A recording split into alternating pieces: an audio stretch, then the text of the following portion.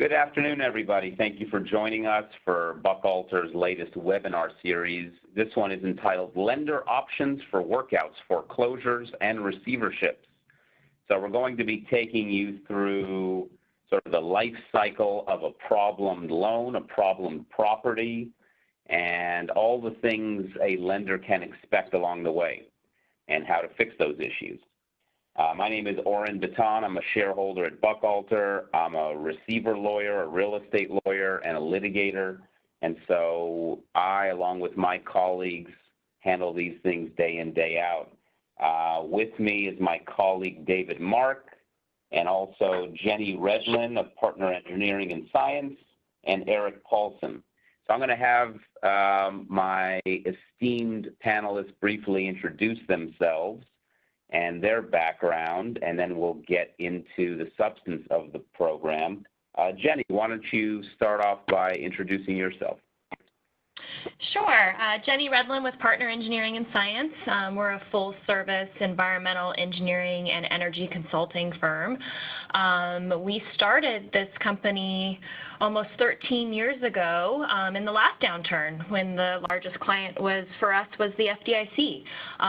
So I feel like deja vu right now, going into this situation that's been created by this pandemic.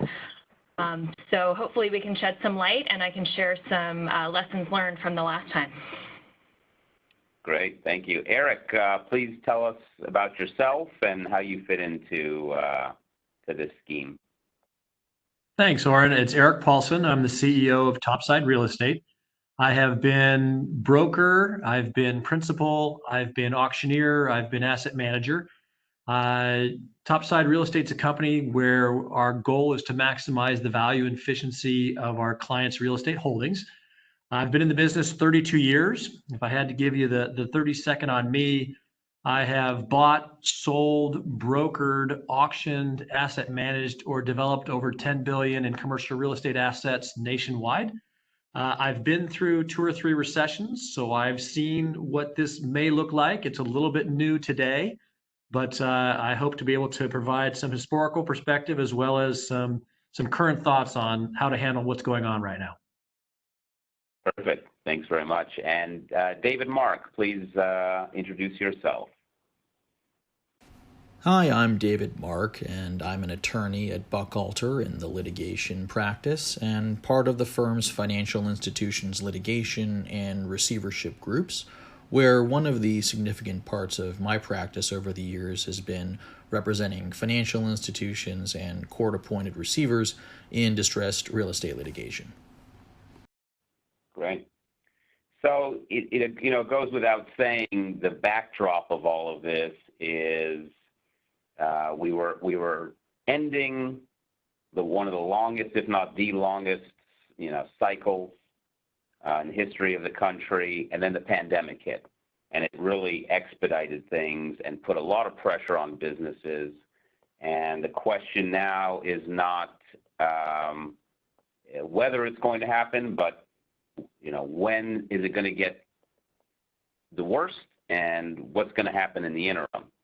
So with that being said, Eric, you put together a nice sort of timeline on what's the life cycle of a borrower default. We're at the early stages now because of PPP loans and moratoriums and forbearance agreements, but that will conclude pretty shortly, I think, in the next couple months, and lenders are going to be tasked with dealing with a lot of non-performing loans. So kind of take us through that cycle as you've seen it now, as you said, 2, 3, 4 different times. Yeah, no, I'm happy to. And part of what I want to do is a real brief history of lenders, just to give you some perspective. And the one thing I will say is overall is no matter what people will ask you in regards to a real estate question, the answer is always going to be, it depends. Because each individual asset has its own characteristics. Every market has their own legal ramifications and ways of dealing with these types of issues. But In the old days, when we all had to walk uphill in the snow both ways to school, there really were not a lot of lenders. You went to the banks or you went to insurance companies. You may have had S&Ls, but that was the only real lenders that were out there. And in the 90s, you introduced the CMBS lenders, the securitized loans. And nowadays, you have a whole variety of different lender types. You still have the banks, the insurance companies, the CMBS servicers, but now you also have private lender funds. You have high net worth individuals. You got folks out that they're syndicating debt. So each one of those is going to have a different methodology for how they handle defaulted loans. And again, they'll be abiding by the rules of their institutions as well as the laws of the states that they're in. But typically, the way the process works is it's going to start with a performing loan that then becomes non-performing. And depending upon the type of lender, if it's a bank, the lender usually has more incentive to refinance or restructure or make sure that the loan is solvent. It has more impact on their books. Usually it's a more tight relationship with the borrower. They may have multiple loans.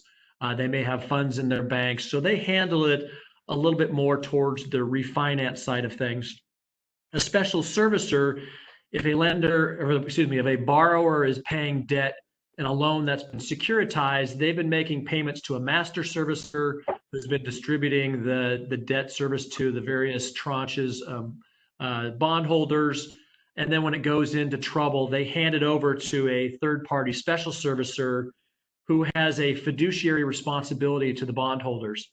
So if I was to just do a typical standard borrower default timeline, what's going to end up happening is the borrower is going to indicate a problem with either paying the loan back on a monthly basis or has missed or skipped a payment. And it's going to fall into either that lender's lap or that special servicer's lap. And the first thing they're going to do is try and figure out and get their hands around the collateral. So they're going to underwrite the opportunity. They're going to decide and figure out if there's any equity in the asset, if it's so underwater that it's not solvable, if the borrower just is having a hiccup and there's a chance to fix it. So they're going to underwrite the collateral. They're going to reach out to the brokerage community and do a BOV, short for a broker opinion of value. They may go off and do an appraisal. They're going to do some underwriting, and they have to decide what's the best course of action. Is it sell the note to somebody else and let them deal with it? Is it restructure the note in some way, shape, or form, whether it be a cram down, whether it be a deferral of payments, anything along those lines, or whether it's to go into foreclosure? So they will make that decision. And I think, go ahead. Yeah, I'll sorry to interrupt you. I think we're right at the beginning stages now. I'm talking to my lender clients, and they're in review mode, and they're in forbearance mode, and they're trying to wrap their heads around where they're at. So we're in the early stages, but yeah, take it from there. Sure. And so once they have a default, they start doing the legal process. And the legal process typically is filing some form of document that ties into the loan agreement, and usually that's a notice of default. They'll put the borrower on notice that they have so many days to pay, and they'll begin the communications with the leverage in place with the legal backing of the lender. Once they decide their course of action, that really then dictates where they're going. In 2010, when we had our last meltdown, there was a lot of CMBS loans that went into default, and the special servicers were just swamped. So instead of making a decision that was necessarily designed to the particular asset or the borrower, they sold the note and just got it off their books because they were all upside down and did not have enough folks to be able to work on these. On the REOs, it was the same. They got them to market pretty quickly. So we were selling billions of dollars of non-performing loans, just turning them over to somebody else to deal with. So if the course of action is to sell the note, you can take it to multiple different places to do that. Oftentimes, they did it at the end of the year, selling it to buyers that had reached out to them, or they took it to auction. But you saw a lot of note sales back then. the refining of it just would not look very favorable because at that time the market had over levered assets. I think the fundamentals had been skewed in the early 2007 through 2009. So a lot of these assets were underwater. And so it became either sell the note or foreclose on it. And when they foreclose on it, they put it into their REO department and you're off and running. What do you think, Eric? What do you think right now? You know, we have the moratorium on evictions. There's a bill in at least the California legislature to stay foreclosures for an entire year. What's your sense now? You're out there quite a bit in the lending community. Is it wait and see approach? Are they already looking to their problem notes to try and put them on the market? What's your prediction in the short term here? Sure. Most special servicers are constantly underwriting their loan pools. So they usually have a good idea of things that may be coming down the pipeline. So they're already looking into that. I think what you have right now is a little bit of a pause button. So with the PPP and with other things going on, tenants are still able to pay their rent. When that stops, really, we're anticipating July 31st. That's the first date. It would not surprise me in the slightest if that gets extended throughout the year.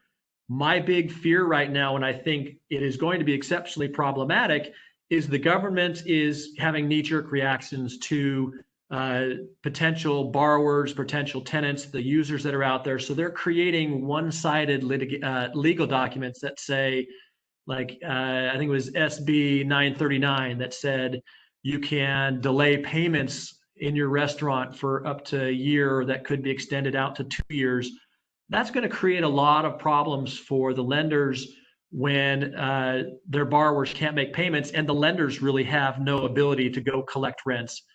So a lot of the legal bills that we're seeing coming out almost ignore contract law, almost ignore the remedies that we have in place today in these documents, and could cause, I think, while well-intentioned, could cause some serious cause and effect that will, as you follow the money, cause problems for borrowers and for the lending institutions. So I think you're seeing a little bit of wait and see, because we just don't know what the playing field is going to look like and what the rules of the game are.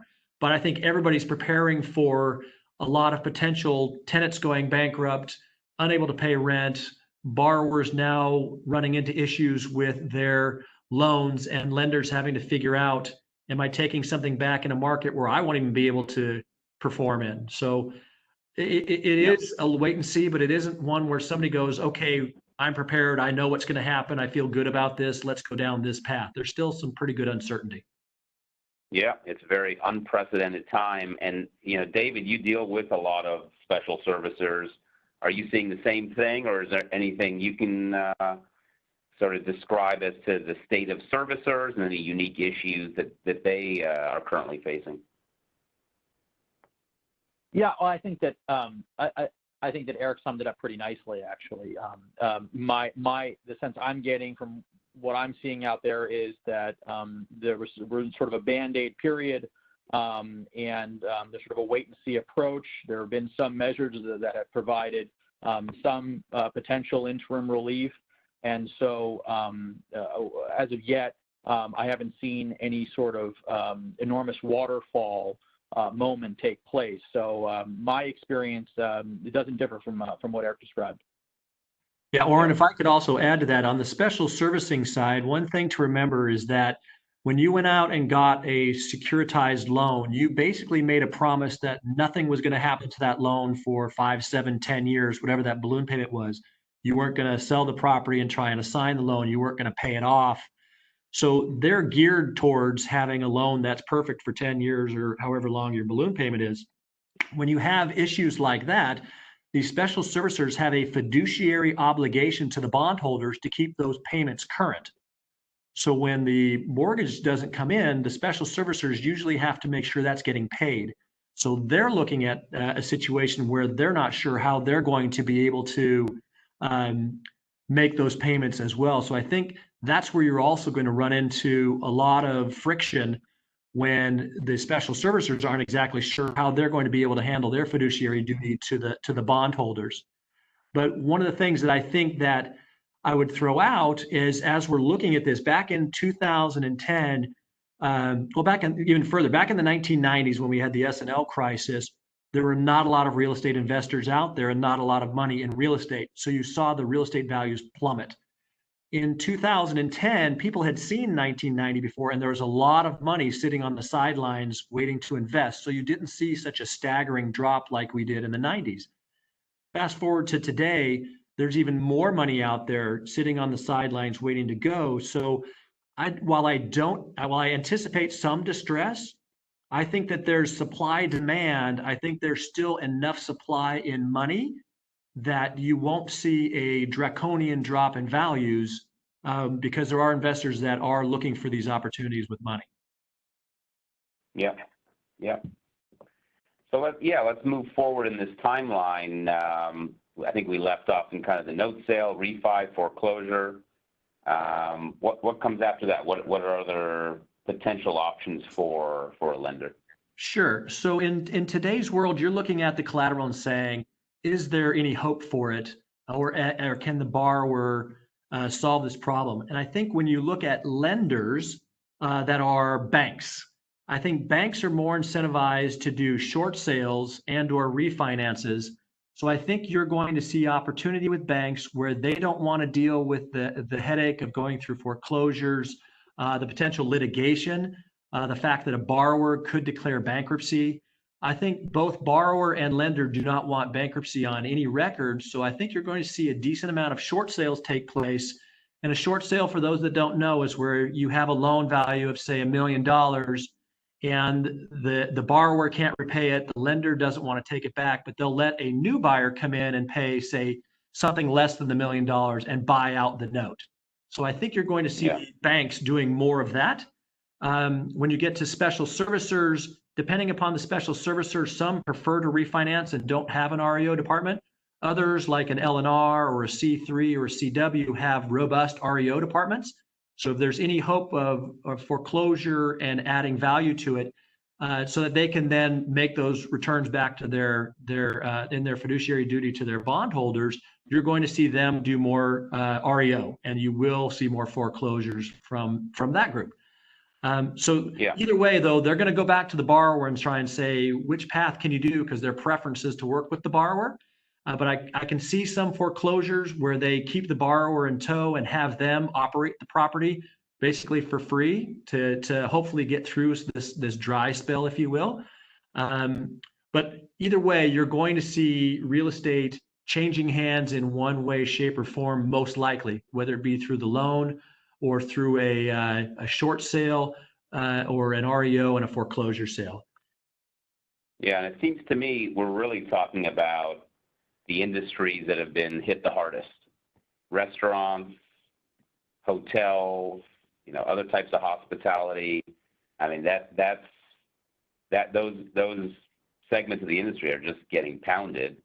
One study that I read on the independent business side is that 85% of independently owned businesses across the board will shutter because of this.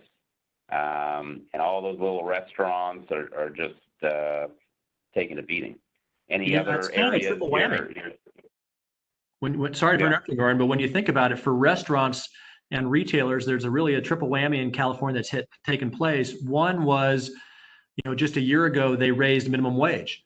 So you now have pressure on the labor costs. You then had issues with the COVID virus where you now no longer have customers. And so you were already on a thin edge, and this will have put some over the edge and on top of it. And then the third whammy is we used to be, and we geared all of our social environments to group efforts. I mean, it was experiential retail. It was doing things in groups. And now with this, the incentive is to be 6 feet apart and reduce, even once you're open, the number of bodies that you can have in your facilities. So I think you're seeing folks that were kind of struggling a little bit now. This is one of those ones that might put them over the edge. Yep.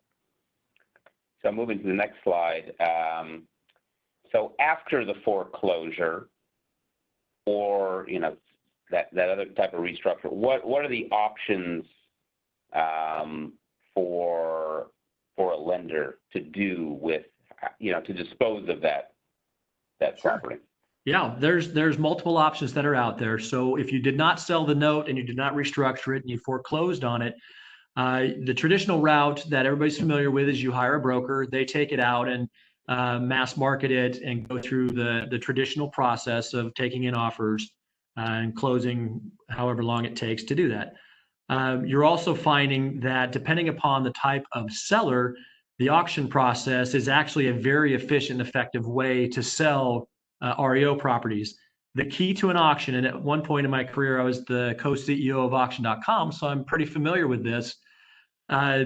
It depends on how many bodies show up to an auction. If you are selling a property and you're a special servicer and people know that you are not emotionally attached to this piece of real estate, and if the market is created, you're a seller, people will show up to the auction and buy the property from you. And what the benefit is to the special servicer is, recall that once they foreclose, they still have to make the payments to the bondholders.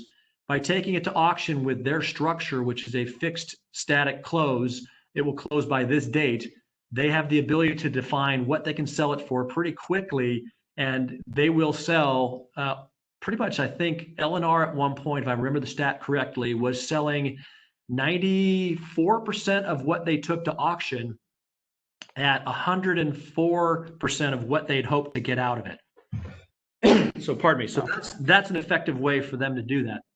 So you take things through a broker, you take things through auction, and then you're familiar with the receivership as it goes through the court process. You would basically, and I'll let you talk to receivership because you're better than I am at that one. But the creating market or the best offer, most special servicers, once they've created a market, and that's usually 3 offers or more on a piece of property, regardless of where that pricing comes in, they've done their fiduciary duty and they can sell the real estate. Banks have a different parameter that they're looking at because this may hit their books. So they have to look at it as compared to their earnings. Can they take that hit?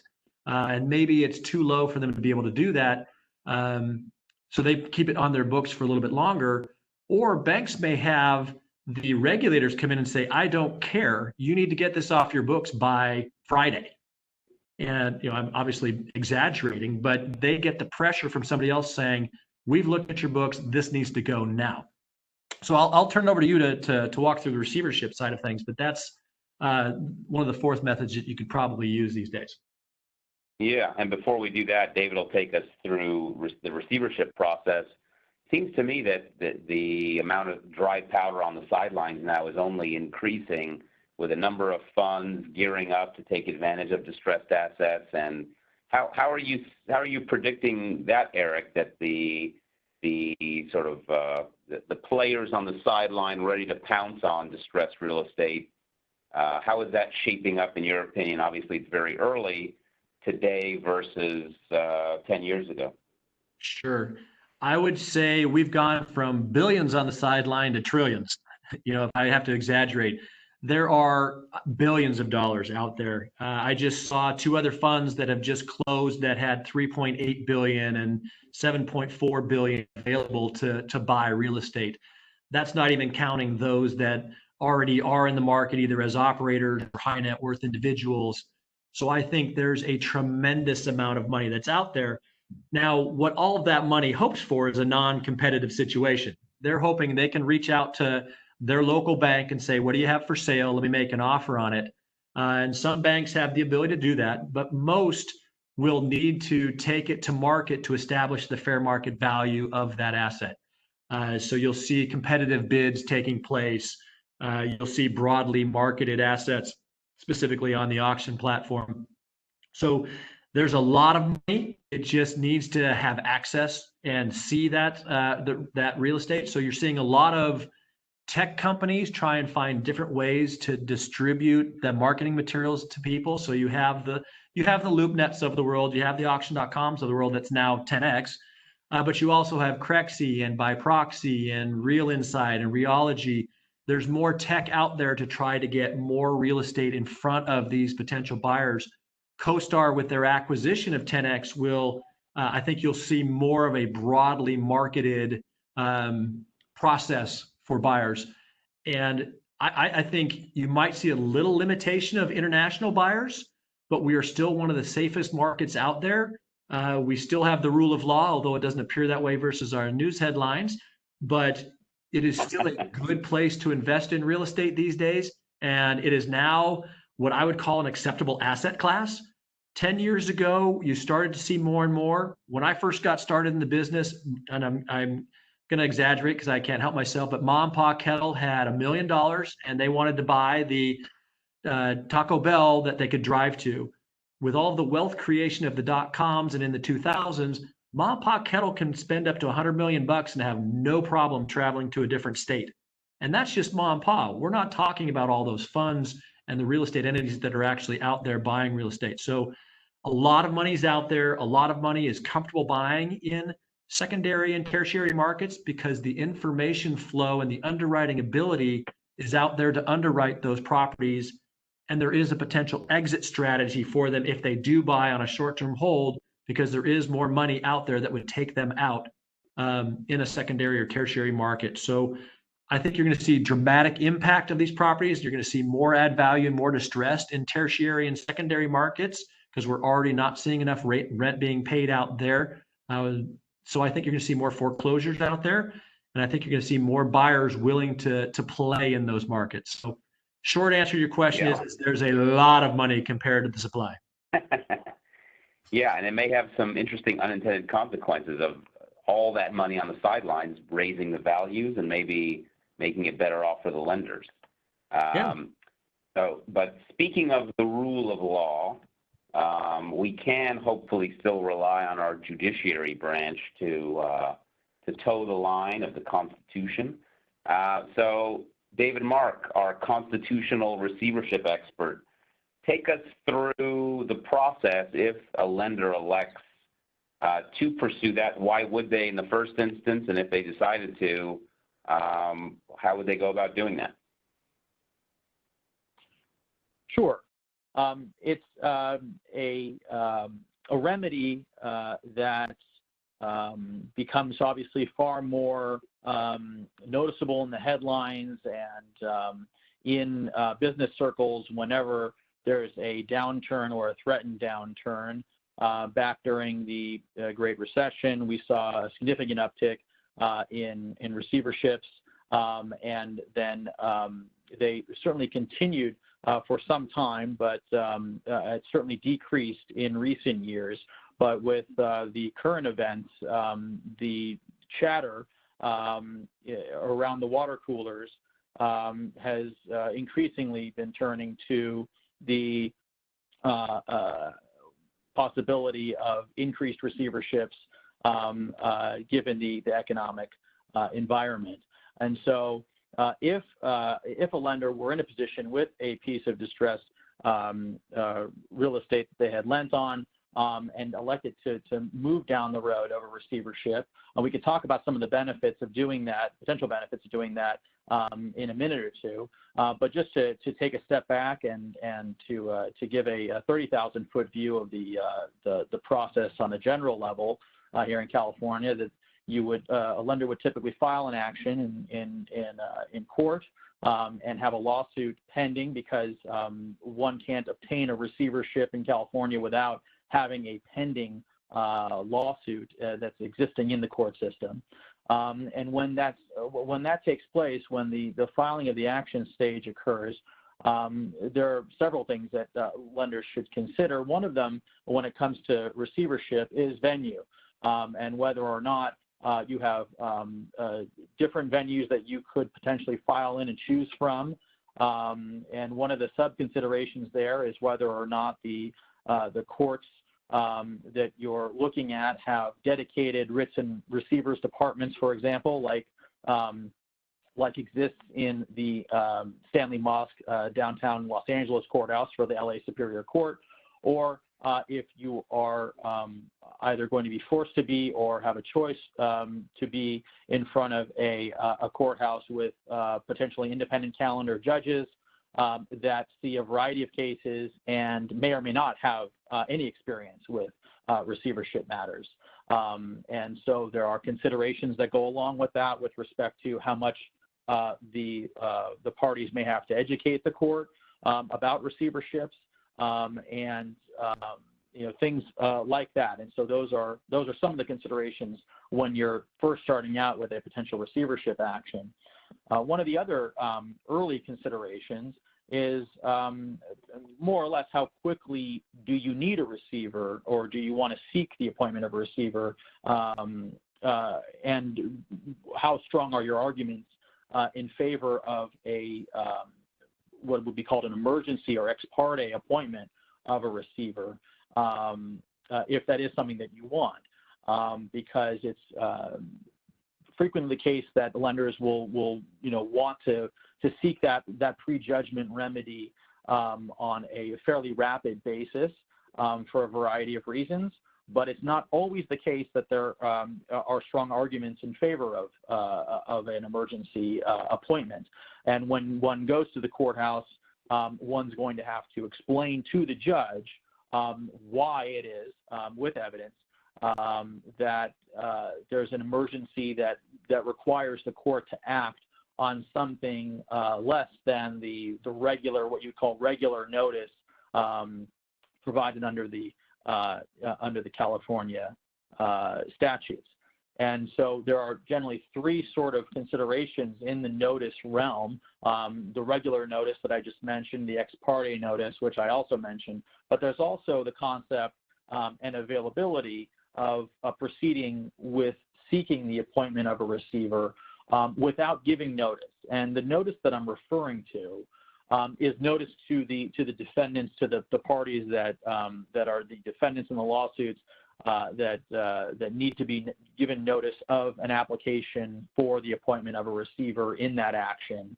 And so the type of notice given can either be a regular notice, emergency notice, or if the grounds exist to not give those other parties notice. And that would typically be in a very rare emergency situation where you can provide the court with evidence that if one provides notice to the defendants of the receivership or the pending receivership application that you're going to be going into court and asking the judge to appoint a receiver, that there is a danger or threat to the what would be asked to be the receivership estate, the property that's being sought to be put into receivership. And so that's a very rare occurrence in my career, and I've been involved in many receiverships over the years. I can only recall that happening twice. So that is a very rare circumstance, and you generally need some very strong evidence to obtain what would be called a no-notice appointment of a receiver. Now, in addition to the notice considerations, that sort of dovetails into the general evidence that you need to support the appointment of a receiver, and that's typically done through declarations by one or more, typically bank officers who have knowledge of the loan and the file, and can provide the necessary foundation for the loan documents and presenting the loan documents and the status of the loan and what's going on with the loan that resulted in a default, and explained any other necessary facts for the court to look at, so that the judge can understand what basis there is for the appointment of a receiver. And this might be a good time to mention that in California, as the law is developed, there's case law that explains to courts that receiverships are extreme remedies, and that they shouldn't be undertaken lightly by courts. And so it's been my experience that courts scrutinize receivership applications very closely. And so the evidence, the grounds that you can put forward to the court for the need for the receivership is a very critical step. And so those declarations in support of the receivership application are very important. And then moving on to once you've filed your ex parte or your application on whichever notice has been deemed appropriate, and you are seeking the appointment of a receiver, it's important to understand that what might sometimes be overlooked in some motion practice, the proposed order, is actually very, very critical in the receivership realm, because it's important to remember that a receiver is a prejudgment receiver in California is a neutral and an agent of the court, not of the parties. And the authority that the receiver has to act and do whatever it is that they do with respect to the receivership property, it derives from, generally speaking, the court order that appoints the receiver. And those orders are typically lengthy, detailed orders that set forth all the powers and responsibilities of the receiver. These orders can run many, many, many pages. And they typically also involve a temporary restraining order and then eventually an injunction in aid of the receivership. And what that does is it provides a mechanism, a legal mechanism, to effectively aid the receiver in not having anyone improperly mess with the receiver when he or she are completing their duties. And it's an important component of any receivership appointment. And so that order is what's going to be very, very quick. Go ahead. Yeah. We had, I couldn't agree more on the importance of getting what you want in that order appointing receiver, because it becomes the Bible, really, on what the receiver can do, what money, what assets, what actions he can file. And if you're there and you're getting the appointment, that's when you need to get that order right, and it also protects the receiver. So couldn't agree more. And I've had so many instances where we weren't sure if we could do something representing a receiver. You look at the order. That's the place you go. And on the injunction, same. Totally agree. And you and I both have litigated a number of even contempt actions against defendants and borrowers that have violated that injunction. So it provides a very powerful tool to make sure the assets of the receivership estate are protected. So a quick question to both of you. You mentioned that getting a receivership in place is usually either semi or last resort or not. But one of the things that I've noticed, and I mentioned in this market, is we have a lot of inexperienced real estate owners that have all of a sudden bought real estate, and they bought it over the last 10 years. They've never seen a downturn. They've only seen the good times. Now that we're going to be fighting for tenants, so we're going to have to pay into the real estate, and they don't have the experience really to recover this. Do you think that you're going to see more receiverships if a lender has a borrower that doesn't have a good enough track record to actually resolve any future issues? Yeah, I think so. I'll chime in. I think we're going to see a lot more receiverships. I think there's, desperate times, people start to do questionable things, and those are the types of, nefarious acts that justify the appointment of a receiver. If rents are disappearing or there's any kind of fraud underlying the transaction. But yeah, hopefully those newish lenders in the space took the wisdom of the seasoned lenders and put in provisions like a stipulation for the appointment of a receiver into their loan documents. That certainly helps quite a bit in getting over the hump of the extreme remedy. Yeah, and the injunction and TRO language that both Orrin and I just mentioned, that can't be overlooked, because that's really, really important in helping to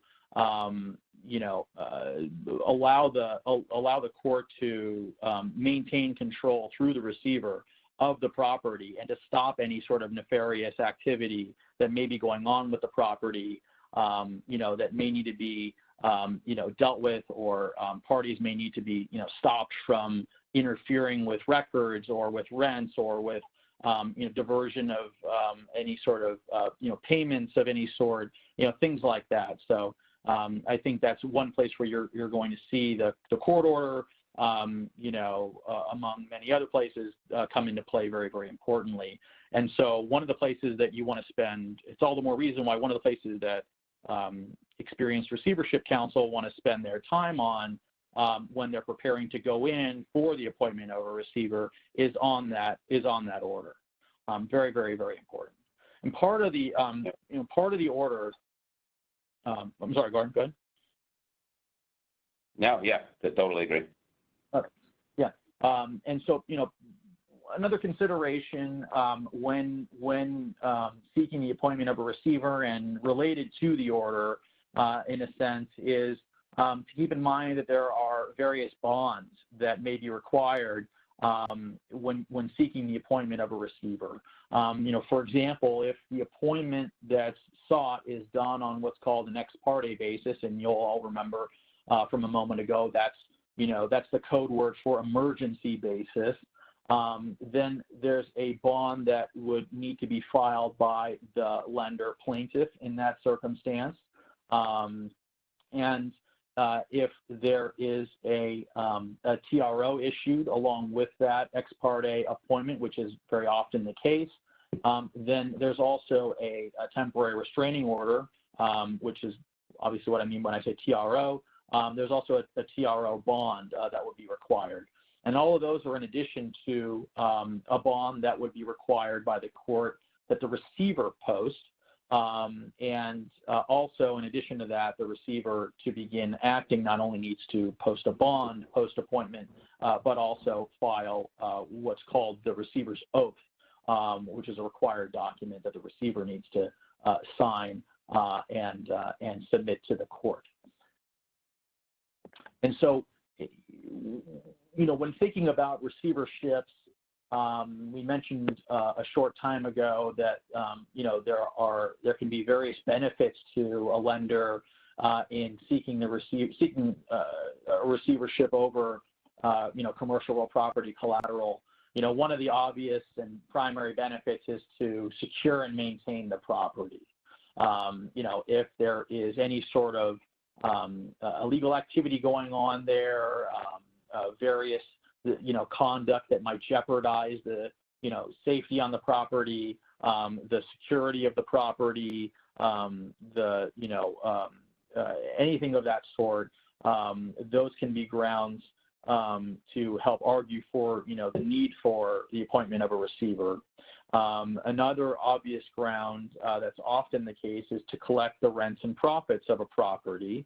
So if the loan is in default and a receiver is appointed, over let's say an apartment complex where there are rents coming in, but yet the loan is still obviously in default and being presumably collected by the landlord, but not being paid over on the debt service.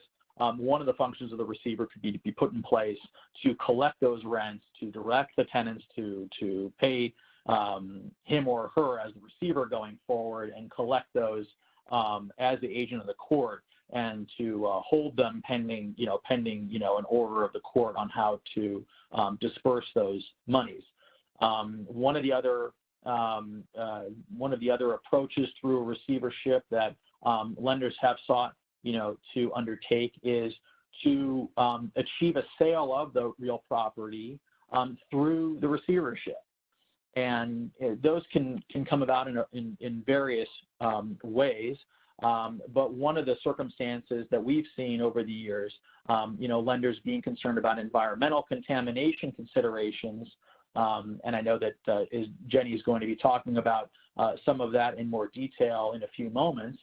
But there may be a property like a gas station or other type of property where there are environmental concerns and concerns on behalf of the lender about taking title to the real property through the normal foreclosure process.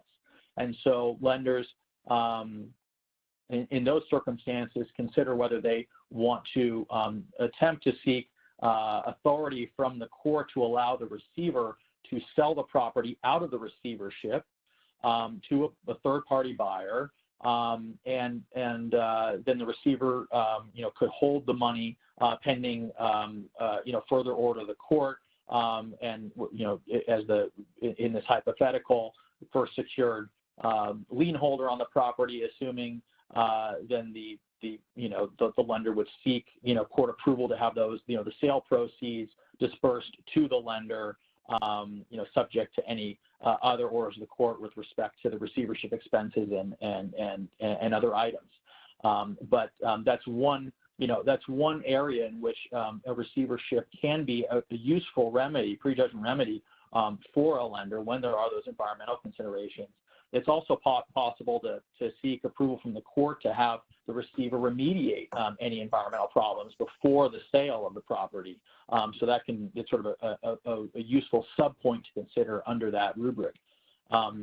Another area where this comes into play is with respect to construction defect considerations for a loan on property that may be partially completed, but then the loan goes into default. Lenders have sought to have receivers appointed, and one of the powers bestowed upon the receiver to complete construction of the property and then to sell the property out of the receivership. One of the ideas behind this that lenders have sought to benefit from is the potential to have a sale of the property without having to, again, take title to the property through the foreclosure process. The receiver would sell, theoretically, the property out of the receivership to the third-party buyer. And as a general point, it's important to remember that that the receiver, again, is a neutral of the court, and as a result, through that process and through its functions, provided that it acts within accordance, within the boundaries, I should say, of the court order, and any instructions provided to it by the court, that receivers generally experience a type of quasi-judicial immunity, such that it could prevent suits against the receiver for conduct engaged in the receivership, provided, importantly, that those actions were taken pursuant to court order.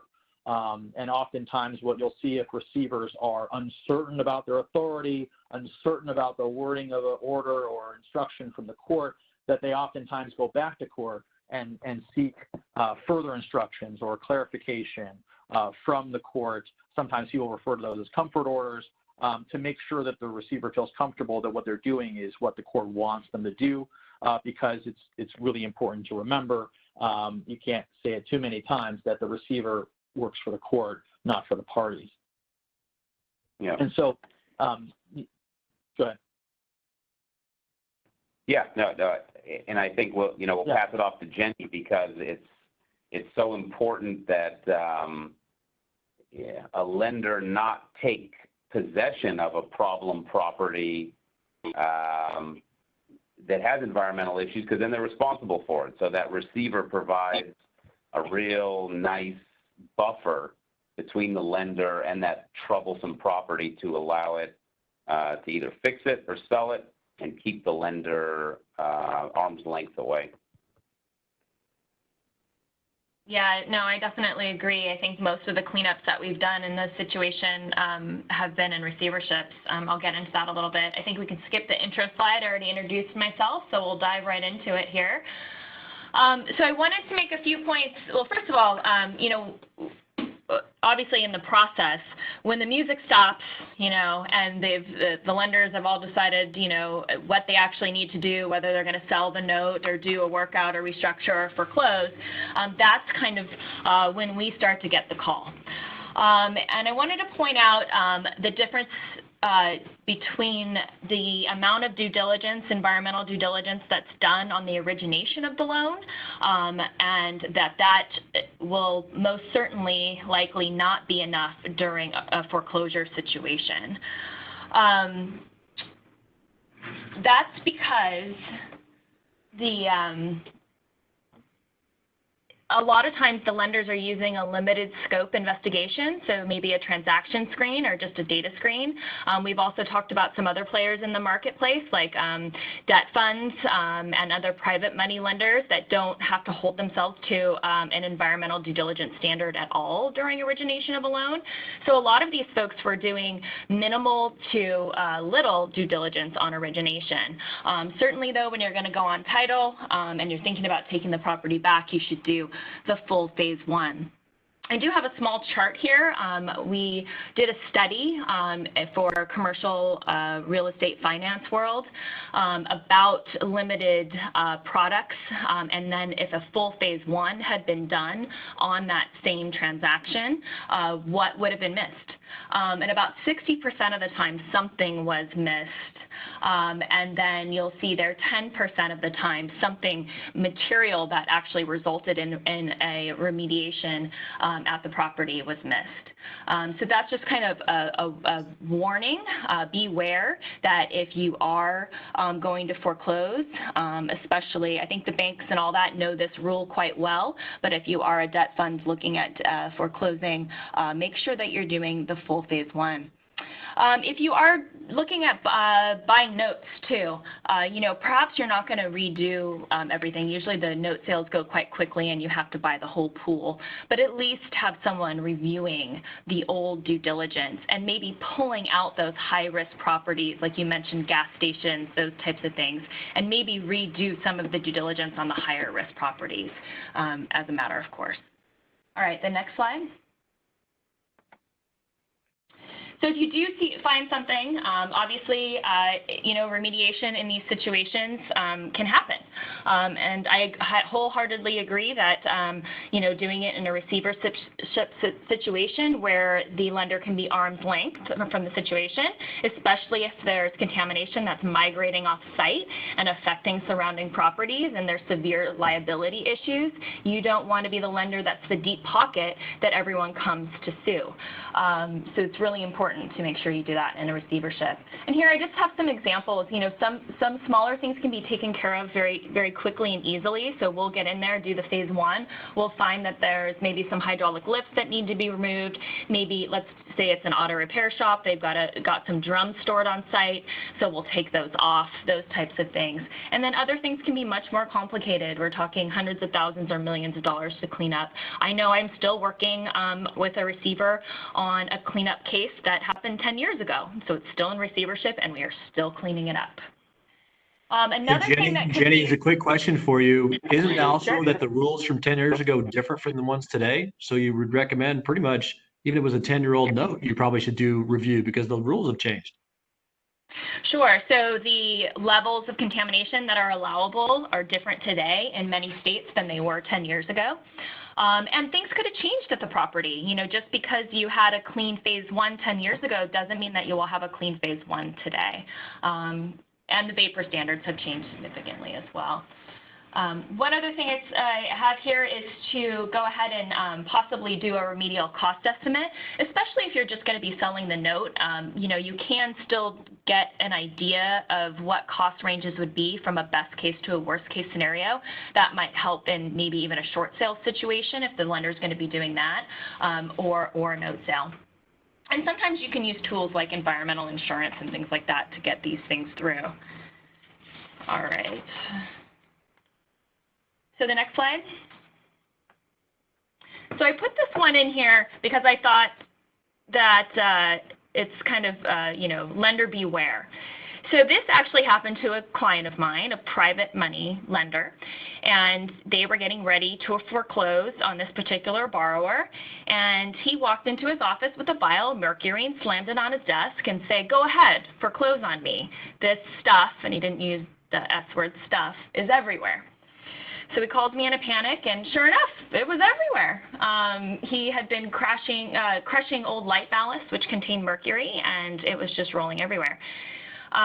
So this is about a $100,000 cleanup in the end for this particular client, for this particular lender.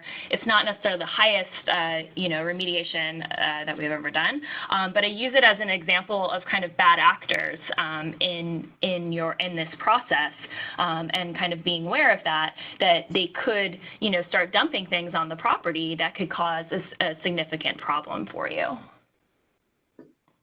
All right, next one. So I mentioned for the, making sure that you at least do a phase one when you're thinking about foreclosing on a property.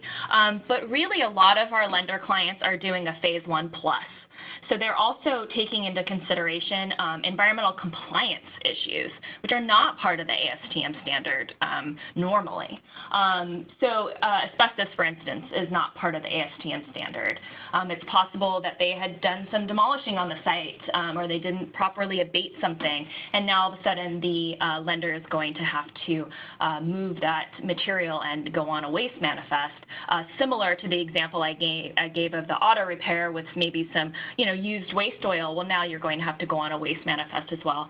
Again, really great to do that in a receivership setting. Let the receiver sign those waste manifests. Or your attorney, I guess, huh, guys? The other thing is one of the things that came up last time is there was a ton of half-built developments, home developments, single-family home developments that were being foreclosed on, and the stormwater runoff, because they were abandoned, started to go into creeks and whatnot. And a lot of our lender clients, because they were listed, as the owner once they foreclosed, started to get fined from Fish and Wildlife, Army Corps of Engineers, the likes, for not maintaining the proper stormwater runoff. So that became an item in the phase 1 that we were looking out for on the front end. So make sure that you are asking your consultant to look out for these types of things as well. All right, next one. So I'm going to wrap up here with not on environmental, but some of the other considerations that you need to look out for with respect to the actual building itself. So we can go out there and take a look at the actual building. Obviously, if it's been abandoned, there can be a lot of issues going on, mostly with moisture intrusion, mold, indoor air quality issues, the HVAC, Legionella, and the fire, the sprinkler systems can be an issue. Obviously, pests. There are sometimes structural issues too with like rotting balconies. And then of course, if somebody goes out onto one of those balconies and it falls while you're the owner, that can be a really big problem. All right, so I'm going to wrap up here and we're going to still get it in under an hour. So the last slide, trying to move fast for you. The last slide is, okay, look, what about if it's a construction loan? I mean, construction loans are already complicated as it is, but what if a construction loan goes bad? Honestly, we've kind of had a little bit of a need for these construction status reviews because some construction projects got stalled out with the COVID issue. So, because of shelter-in-place orders, construction sites were left dormant for a matter of time. And so we did go out there and basically get everyone up to speed, make sure that everything was fine, that the improvements were protected from the elements and that materials didn't go missing, equipment didn't go missing, all that type of stuff, and then get reports back to folks before they started back up again. So that might be something that I foresee we start doing again for any sort of loans that are going sideways for construction loans. And then in the last downturn, in the worst state of things were sat dormant for so long that it really became an analysis of whether to finish out the project or whether to scrape it and take it down to the site improvements, plumbing, the large water mains, those types of things. Just scrape all the surface stuff and just bring it down to that. So we'll see if that happens again in this next cycle. That is all I have. All right. Yeah. Look, great quick overview. Thanks, Jenny. It's a lot of reasons why a lender doesn't want to take, immediate possession and title to a property. So a lot of things to consider. So thanks to you all, Eric and Jenny and David, for joining us. Hopefully everyone found it informative and interesting, and happy to stay in touch offline if you have any questions there.